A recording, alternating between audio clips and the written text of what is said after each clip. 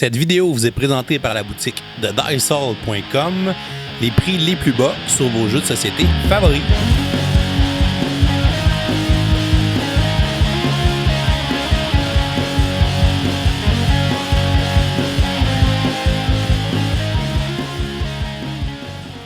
Salut Minigamer, bienvenue à Professeur Board Game, c'est Bruno, je vais être votre parent accompagnateur.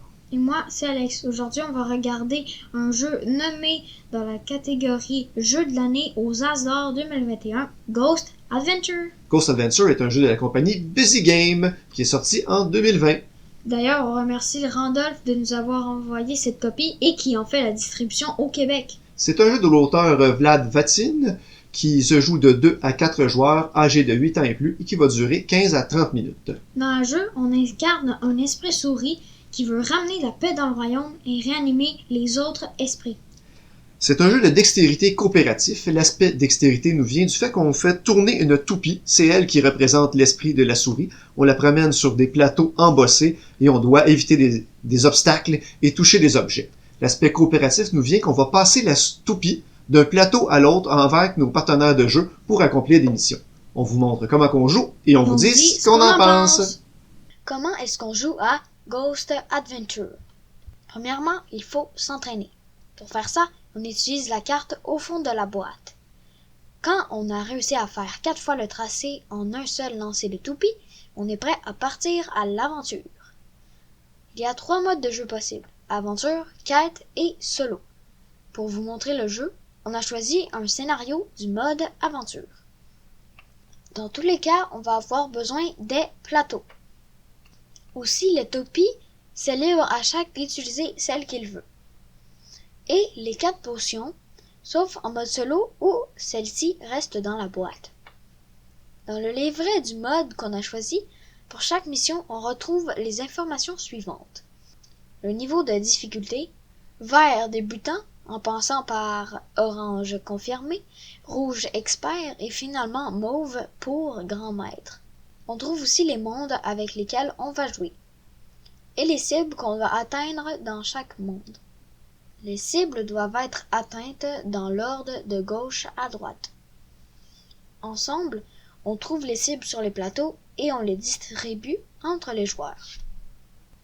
On commence la mission avec un lancer de toupie dans le cercle de pierre du premier plateau.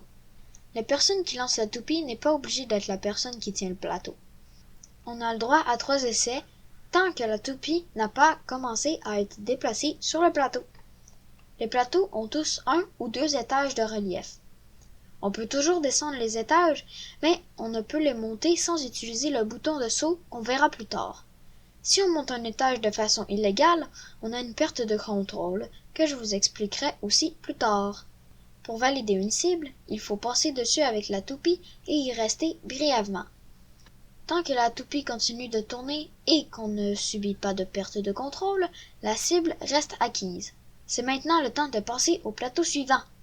On le fait en utilisant la sortie et il faut le faire arriver sur le cercle de pierre du prochain plateau. Les cercles de pierre constituent aussi des zones de sauvegarde.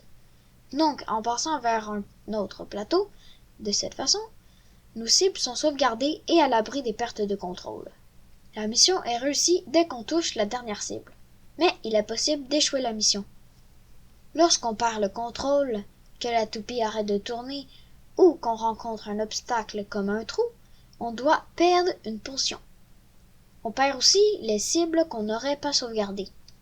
Ensuite, on doit relancer la toupie sur le cercle de pierre du plateau en cours. Il est possible de regagner des potions en allant toucher une potion sur un plateau, mais seulement une fois par plateau. On retrouve aussi des boutons de saut sur les plateaux. C'est la seule façon permise de monter sur des étages. Le saut doit être fait dans le sens de la flèche. Mais attention, des fois, des mares violettes toxiques vous attendent. Elles font aussi perdre une potion. Le dernier bouton d'action est celui de téléportation. Celui-ci nous permet de passer d'un monde à l'autre sans utiliser la sortie et sans arriver sur le cercle de pierre. Dans le niveau grand maître, on doit même se téléporter sur l'autre face du même plateau. Certaines missions de ce niveau nous indiquent aussi une cible sur laquelle on doit atterrir lors de la téléportation. Et voilà, c'est comme ça qu'on joue à Ghost Adventure. On vous revient avec notre opinion personnelle. Qu'est-ce qu'on pense de Ghost Adventure? Parlons tout d'abord de l'élément le plus important de Ghost Adventure, les toupies. C'est des excellentes toupies. Bon, je suis pas un expert en toupies, mais je suis sûr que c'est des excellentes toupies. Ils tournent longtemps, ils sont stables, on va les lancer avec les plateaux, ils continuent de tourner, ça va super bien. Les plateaux embossés, le feeling, la taille du plateau pour le dépasser, c'est super bien, c'est le fun en main, on aime ça. Les dessins, autant sur le plateau que dans la bande dessinée, ils sont très beaux. Un excellent travail de Jules Dubost et de Yann Valiani. Il y a juste une petite affaire dans le matériel qui m'a accroché. C'est le collant qu'on devait coller sur les toupies. Il faut le passer à travers le petit mât de la toupie. Si on l'accroche, bon, ça va débalancer la souris, qui est notre toupie, et on va recommencer avec les collants de rechange. C'est comme un jeu d'opération avant de jouer avec notre Ghost Adventure. Le mode coop dans le Ghost Adventure, je le trouve pas super présent, puis on peut pas s'empêcher de le comparer avec le jeu Slide Quest. Ouais, dans Slide Quest, on bouge le même plateau. Et dans Ghost Adventure, c'est moins coop parce que on encourage d'autres personnes et on se passe la souris d'un plateau à l'autre. La thématique est très bien car vous avez les objets, ils sont sur les plateaux et c'est très cohérent. On retrouve moins ça dans les autres modes de jeu. Dans les autres modes de jeu, il y a le mode quête et le mode solo. Dans le mode quête, là, qui est dit dans les règlements comme étant moins difficile, si on a des difficultés avec le mode histoire, on doit se pratiquer dans le mode quête. Moi, j'aurais peut-être fait l'inverse. Un mode histoire un peu plus simple pour les gens qui ne sont pas des experts en dextérité et en tournage de souris. Et j'aurais fait un mode défi pour ces gens-là qui aurait été le mode quête. Par exemple, si vous jouez beaucoup, ben, il y a en masse de quêtes et de scénarios dans les deux livrets pour vous amuser longtemps. C'est un jeu à laquelle on va donner la note de B-.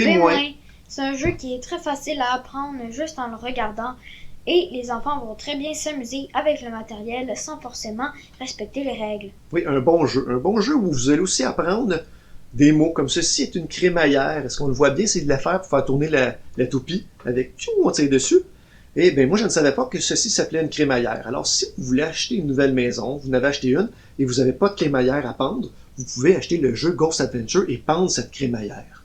C'est tout pour aujourd'hui. Si vous n'êtes pas encore abonné à la chaîne, vous pouvez le faire avec le petit bonhomme ici en bas. Surveillez sur les autres vidéos de la chaîne le saut d'approbation du parent accompagnateur pour d'autres jeux à jouer en famille. Vous pouvez aussi nous suivre sur Facebook, Twitter et Instagram. Si vous aimez notre contenu, n'hésitez pas à nous supporter sur notre campagne Patreon. Alors, à la prochaine, mini-gamer. Et continuez de gamer.